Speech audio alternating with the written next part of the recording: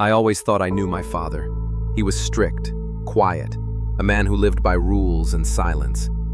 Growing up, we never had the kind of relationship I envied in my friends. He didn't talk much, and when he did, it was usually about school, work, or responsibility. But there was one thing about him that always confused me. There was a house, a small brick house, about 30 minutes from where we lived. It wasn't abandoned, but it wasn't exactly cared for either. Whenever we drove past it, I'd ask, "Dad, who lives there?" And he would always answer with the same sentence, "Don't ever go near that house."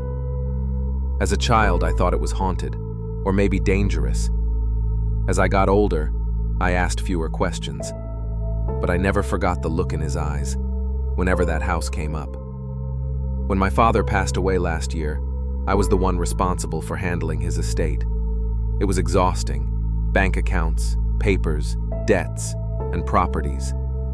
That's when I saw it listed under his name, the house. No one in my family knew he still owned it. My mother avoided talking about it. My aunt said she thought it had been sold decades ago. But there it was, in black and white. And now, it belonged to me. I don't know why, but a part of me needed to see it for myself. Maybe it was curiosity. Maybe it was resentment. After all, my father kept so much from me. So why not finally discover the truth he hid? The day I drove up to the house, I felt something I can't explain. The air felt heavier, like the house itself knew I wasn't supposed to be there. The curtains were drawn, but not all the way. The grass was overgrown, the paint was peeling, but the door was brand new. That detail stayed with me. Who replaces the door of a house no one lives in? The key my lawyer had given me fit perfectly. The lock turned with no resistance, and when the door swung open, the smell hit me first. Not rot, not mold, something metallic, sharp, and cold. Inside, the house looked lived in, not recently, but not decades abandoned either. There were books on the shelf, plates stacked neatly in the kitchen, a jacket still hanging by the door. And then, I found the basement door. It was locked, but when I searched the drawers, I found a key taped beneath the silverware tray. I wish I could say I hesitated. I didn't. Something in me needed answers. The basement was colder than the rest of the house. I flipped the switch, but the bulb flickered weakly.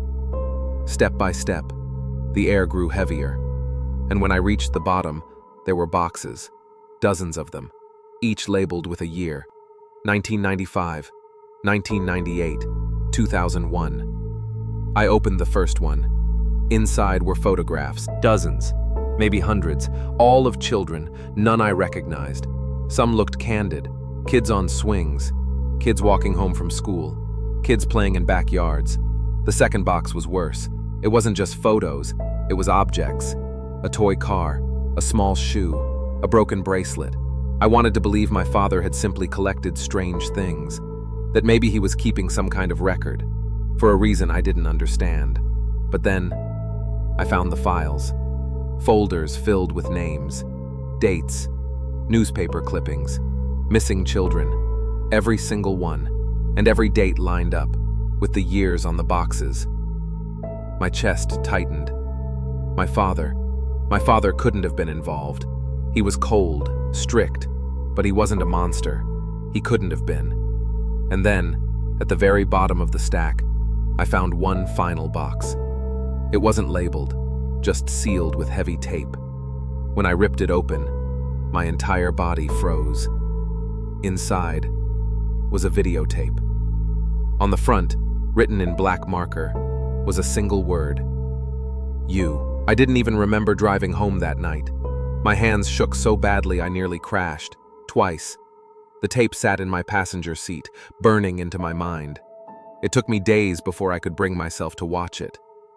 When I finally did, I understood everything. The tape began with static. Then, a dimly lit room. A camera pointed toward a small child, maybe 6 years old, sitting in a chair. At first I didn't understand, until the child looked up. It was me. My heart nearly stopped. My father's voice filled the speakers. calm, but terrifying. He spoke to me like he was interviewing me, asking my name, my age, my favorite toys. I answered with a shaky voice. The video ended abruptly. No explanation, no conclusion, just static. But that was enough. I realized then that my father hadn't just been hiding something. He had been keeping me from discovering the truth about myself. Because in another folder I had barely noticed, tucked beneath the tape, was my name. My real name, not the one I grew up with. And alongside it, adoption papers. Except, my adoption wasn't legal. My father had taken me. I was one of them, one of the missing. I don't know who I truly am. I don't know if I'll ever find the family I was stolen from. But I know this much. The house wasn't just his secret. It was my beginning. And the reason he never let me inside was because he knew, one day, if I did, I'd finally learn the truth. This is Whisper Files. What do you think really happened? Comment below, and don't forget to subscribe.